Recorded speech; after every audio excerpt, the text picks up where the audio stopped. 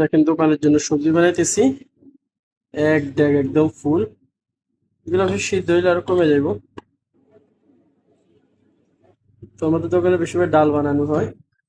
এটা ওদের কিছু বাংলাদেশি ভাই বেড়াত আছে, সকালের নাস্তার জন্য সবাই ডাল, অনেক সময় সবজি, যে জন্য সেটা এটার সাথে ডাল দেওয়া হয়েছে।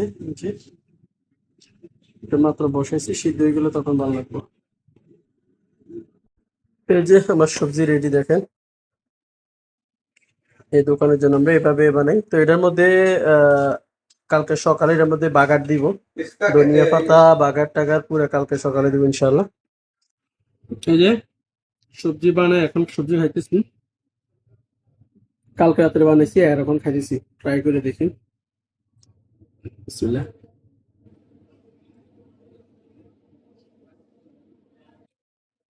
মাশাআল্লাহ ভালো হয়েছে। আমি মনে করি যে গোস্ত মাছ থেকে সবজি অনেক ভালো, মিক্স সবজি আরো ভালো। পরোটার সাথে খাইতেছি, পরোটা আর সবজি। তো কে কে সবজি খেতে পছন্দ করেন সবাই কমেন্ট করে জানাবেন। আমার তো ভাই গোস্ত মাছ খাই, কিন্তু গোস্ত মাছ থেকে সবজি আমার কাছে বেশি ভালো লাগে।